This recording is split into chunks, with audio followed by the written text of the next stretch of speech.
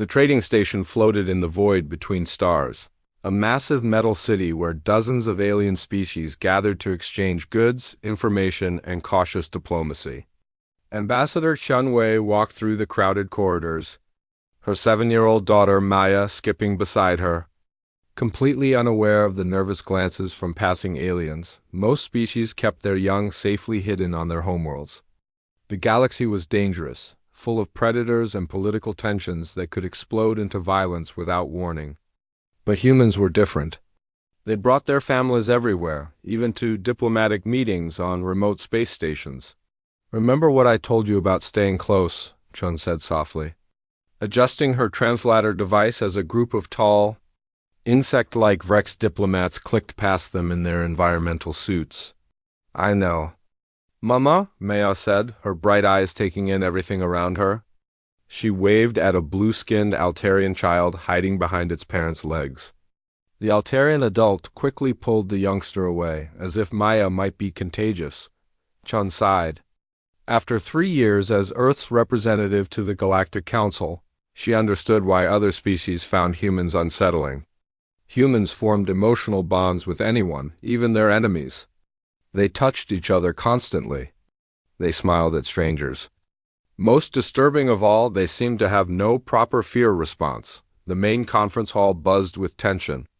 Representatives from 47 species sat in carefully arranged seating groups, each faction maintaining precise distances from potential rivals. The air recycling systems worked overtime to accommodate the different atmospheric requirements, creating a complex mix of gases that smelled like metal ozone and something vaguely floral. "The situation on Kepler 442b has deteriorated," announced Counselor Vex, his scaled hands gripping the podium. The reptilian Draconi were among the most influential species in the Council, and when Vex spoke, others listened. "The mining operation has awakened something that should have stayed buried." Holographic displays activated around the chamber, showing a rocky planet with vast open-pit mines scarring its surface. The images shifted to show mining equipment twisted into impossible shapes, as if crushed by enormous hands. Bodies of various alien species lay scattered among the wreckage. "What kind of creature could do this?" asked the Vrex representative, her translator device converting her clicks into standard galactic. The mining team's final transmission mentioned something they called the Devourer, Vex continued. "A creature of immense size and aggression. It appears to feed on living tissue and grow stronger with each meal. The survivors describe it as unstoppable." Maya tugged on her mother's sleeve. "Mama, why does everyone look so scared?" Chun glanced around the chamber. The child was right. Every alien representative showed clear signs of fear, dilated pupils, defensive postures, the release of stress pheromones that the station's sensors were struggling to filter out. Even the usually composed ethereals with their advanced telepathic abilities seemed agitated. "It's just a difficult situation, sweetheart," Chun whispered. "Sometimes grown-ups have to make hard decisions." The Altarian delegate stood, his blue skin shifting to darker shades. "We propose immediate quarantine of the entire system. No ship should approach Kepler 442b. Let the creature starve." Unacceptable," rumbled the Tarragonian representative, his rocky exterior grinding as he moved. "My people have significant investments in those mining operations. We demand military intervention." "Military intervention?" The Vrex delegate's translator struggled with her agitated clicking. This creature destroyed a fully armed mining station in minutes. What military force could possibly stand against it? Chun stood slowly. The chamber fell silent as all eyes turned to her. Humans were still new to galactic politics, having joined the Council only 5 years ago. Most species still weren't sure what to make of them. "What do we know about this creature's behavior patterns?" Chun asked. "Has anyone attempted communication?" The chamber erupted in confused noise.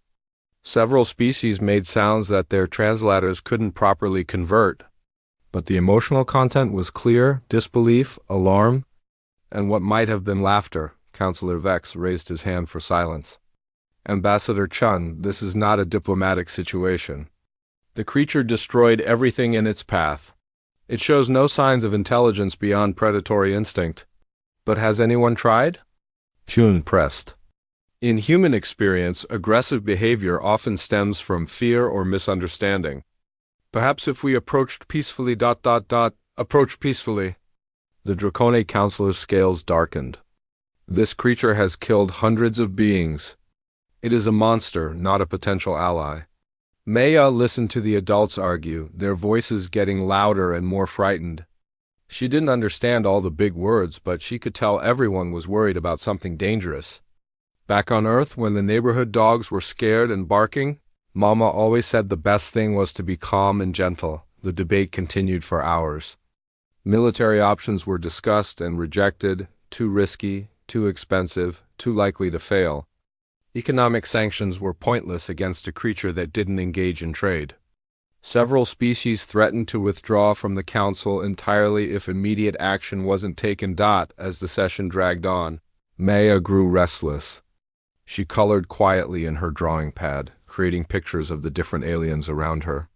The Vrex looked like giant praying mantises. The Altarians reminded her of the blue people from her favorite cartoon. The ethereals were tall and thin like basketball players, but glowing. Perhaps we could relocate the remaining mining equipment, suggested the Tarragonian delegate. Salvage what we can and abandon the planet. The creature has already consumed most of the automated systems, Vex replied. Our scans show it's still growing, still feeding on whatever metal and organic matter it can find. If it ever learns to travel between planets, the unspoken implication hung in the air like a toxic cloud. Maya looked up from her drawings, sensing the change in atmosphere. The adults all looked really scared now. What if someone just went to talk to it? Maya asked suddenly. The chamber fell completely silent.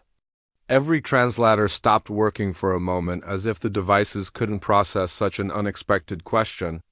Hundreds of alien eyes turned toward the small human child. I'm sorry, Counselor Vex said carefully. Could you repeat that, young human? Hyun felt her cheeks burn with embarrassment. Maya, this isn't the time for . But Mama, you always say that when someone's being mean. It's because they're scared or hurt, Maya said, standing up in her chair. Maybe the creature is just lonely or hungry. Maybe nobody's been nice to it. The Vrex delegate made a sound like steam escaping from a kettle. The child suggests ... friendship. With a predatory monster? It's just a thought, Maya said with the innocent confidence that only children possess. Maybe if someone went there without any weapons or loud machines, just to say hello and see if it needs help ... Absolutely not, Chun said firmly, pulling Maya back into her seat. That's very kind thinking, sweetheart, but this is a dangerous creature. More dangerous than the big dogs at the park that everyone said were mean? Maya asked. But when I gave them treats and petted them gently, they became nice. The chamber remained silent. Several species exchanged glances that their translators interpreted as combinations of horror, amazement, and what might have been admiration. Finally, the ethereal representative spoke, his voice like wind chimes in a gentle breeze. The human child speaks with the innocence that we have all lost. Perhaps there is wisdom in such simplicity. You cannot be serious, the Draconic counselor hissed. To suggest that anyone approach this creature voluntarily is madness. And yet, the ethereal continued, who among us would have the courage to try? Even if the child's suggestion has merit, what being in all the galaxy would be brave enough to approach certain death with nothing but peaceful intentions? Chen felt a cold chill run down her spine as she realized where this conversation was heading. The way every alien in the chamber was looking at Maya, at her, at all humans with a mixture of awe and terror. Only humans, whispered the Altarian delegate, his skin shifting to pale blue. Only humans would consider such a thing. Only humans are foolish enough, corrected the Vrex representative. Or brave enough, the ethereal added quietly. Maya tugged on her mother's sleeve again. Mama, are we really going to help the scared creature? Chun looked around the chamber, seeing the expectation in dozens of alien faces. They weren't asking her to sacrifice her daughter. They were acknowledging something that made them all deeply uncomfortable. That humans possessed something the rest of the galaxy had lost. Or perhaps never had? The willingness to approach the unknown with compassion instead of weapons? The session adjourned, without any official decisions. But Jean could feel the weight of unspoken expectations. As they walked back to their quarters through the station's corridors, Maya skipped along cheerfully, apparently unaware that she had just volunteered her species for the most dangerous diplomatic mission in galactic history. "Mama, why did all the aliens look so surprised?" Maya asked as they reached their door. Chun paused, her hand on the access panel. How do you explain to a 7-year-old that she had just demonstrated why humans terrified half the galaxy? That her simple suggestion of kindness toward a Mo. 3 days later, Chun stood in the station's main docking bay, watching technicians perform final checks on the diplomatic shuttle. The small craft had been stripped of all weapon systems and military equipment, replaced with communication arrays, medical supplies, and what the human crew cheerfully called friendship gifts, samples of human art. Music and food. Maya sat cross-legged on the floor nearby, carefully arranging a collection of stuffed animals in a small cargo container. The teddy bear is for if the creature feels sad, she explained to Dr. Sarah Martinez, the mission's xenobiologist, and the puppy is for if it wants to play. Dr. Martinez smiled, though Chen could see the worry lines around her eyes. Sarah had volunteered for the mission within hours of Maya's suggestion, making her the first adult human to formally support the child's plan. What about the elephant? Sarah asked. That's for protection, Maya said seriously. Elephants are very brave and they protect their families. Maybe the creature needs to know someone cares about its family too. Captain James River approached, his weathered face grim. The former military officer had been assigned to pilot the shuttle, though everyone understood his primary job was to get Chun and Maya safely away if things went wrong. All systems green, he reported. The Council's surveillance ships are maintaining their distance as requested. We'll have full communication with the station until we enter the planet's atmosphere. Chun nodded, trying to ignore the knot of fear in her stomach. The past 3 days had been a whirlwind of debate, planning, and preparation. Half the council members thought the mission was suicide.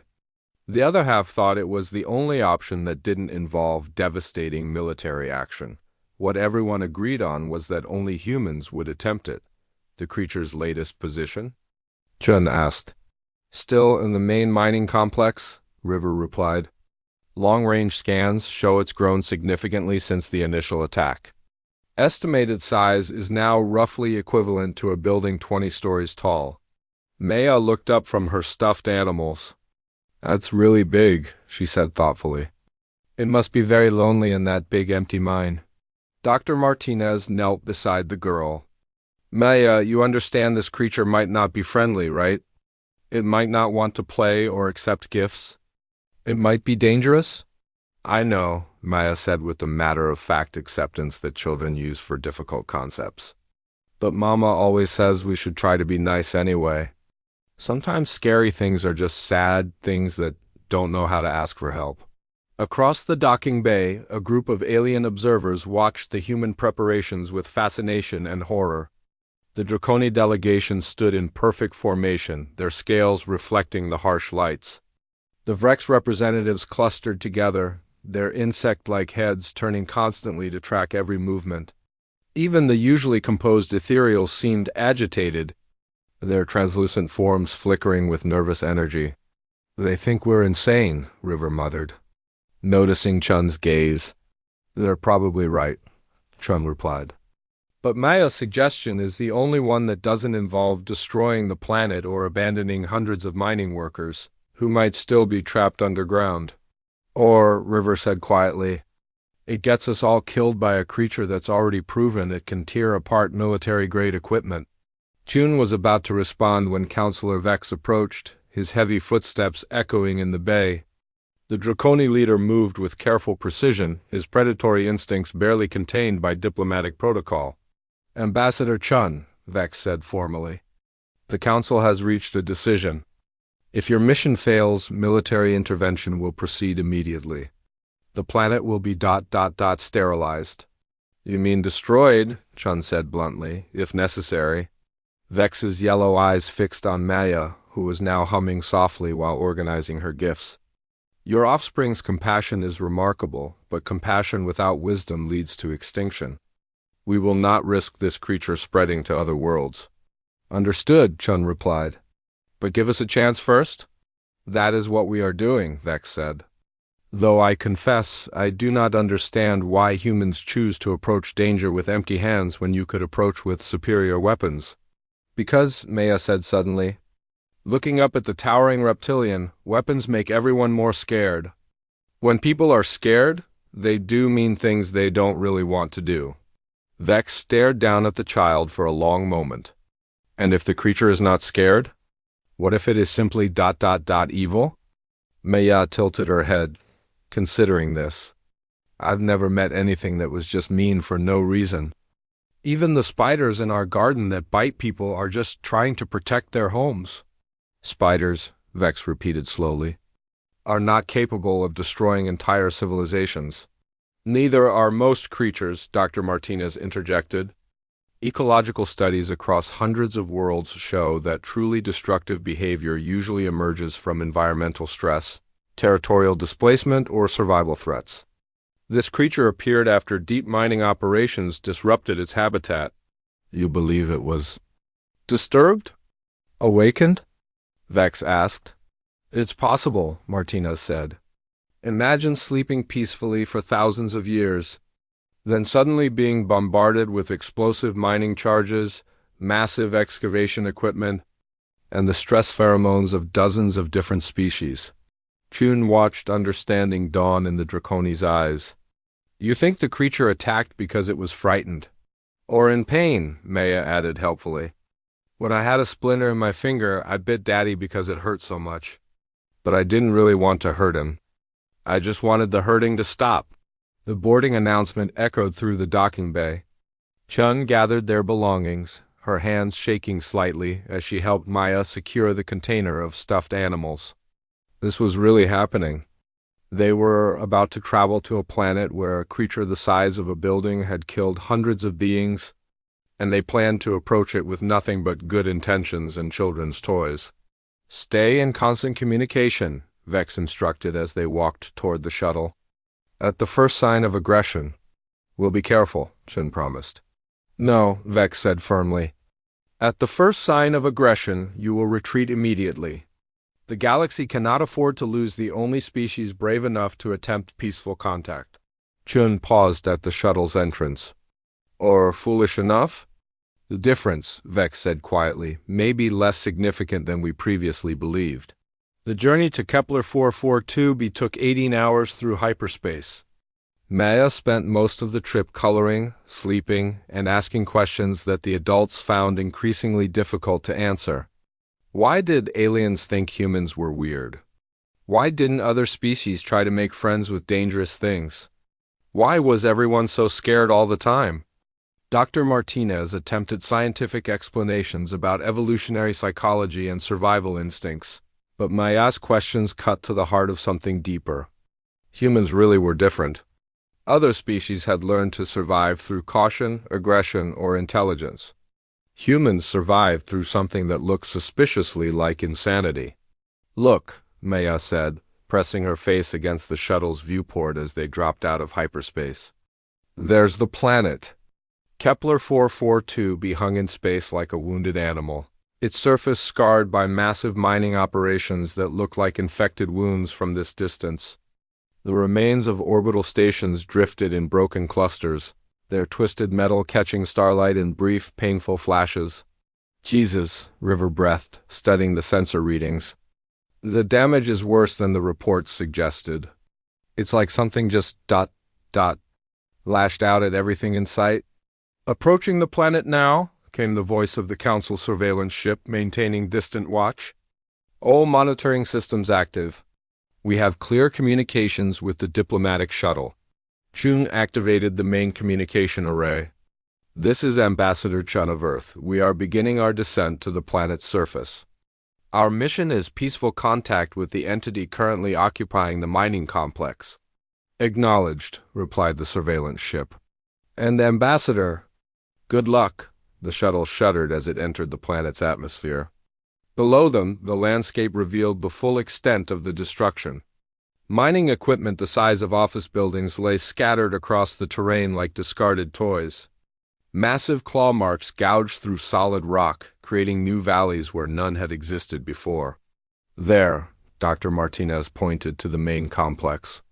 Motion signatures. It's still there. Maya pressed against the viewport, her eyes wide with wonder rather than fear.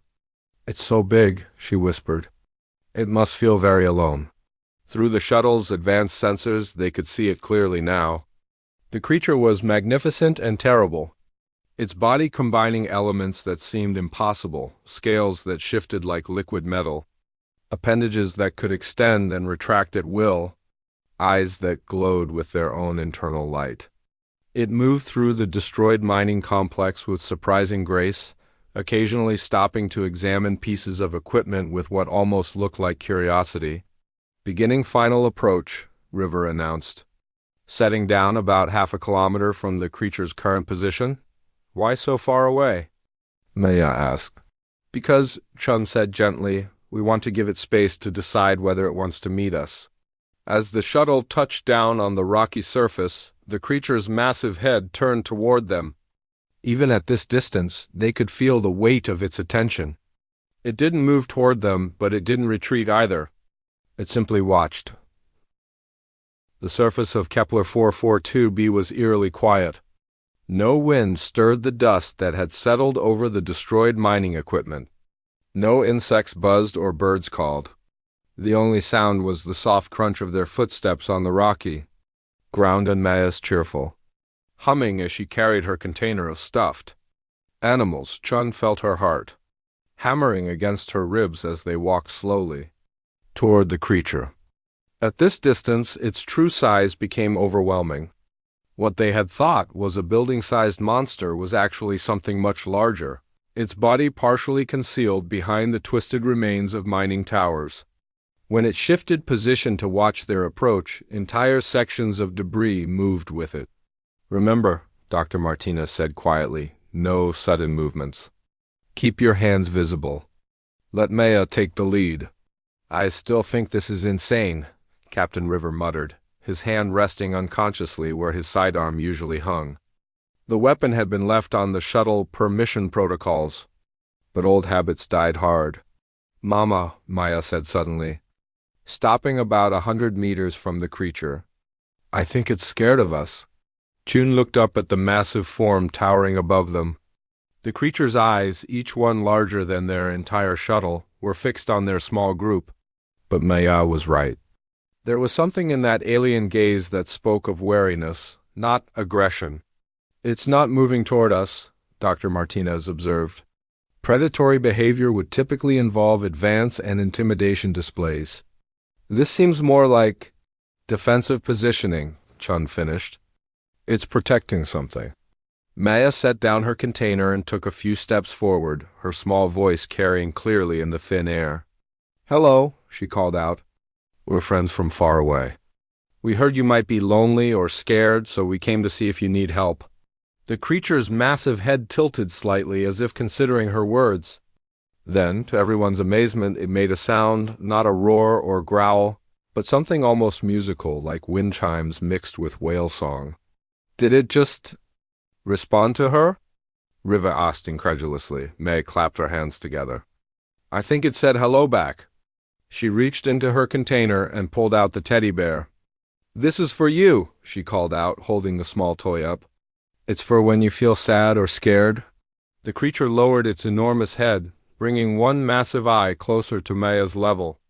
The pupil was larger than Maya's entire body, but the child showed no fear. Instead, she smiled and waved. It's beautiful, Maya said softly. Mama, look at how its skin changes colors. It's like a rainbow made of stars. Chun stared in wonder. Maya was right. The creature's scales were shifting through patterns of light that seemed almost hypnotic. What they had taken for aggressive displays might actually be attempts at communication. Dr. Martinez was frantically adjusting her scanning equipment. The patterns aren't random, she whispered. There's a mathematical structure to the color changes. It might be a form of visual language. The creature made another sound, longer and more complex this time. Then, with movements that were surprisingly gentle for something so massive, it extended one of its appendages toward Maya. The limb, while enormous, tapered to a point no larger than a human finger. "Maya, be careful," Chun started to say. But her daughter was already reaching out to touch the creature's extended appendage, the moment their skin made contact. Everything changed. The creature's entire body flared with brilliant light, patterns racing across its surface like aurora on fast forward. The sound it made now was unmistakably joyful, a deep harmonic that seemed to resonate through the ground itself.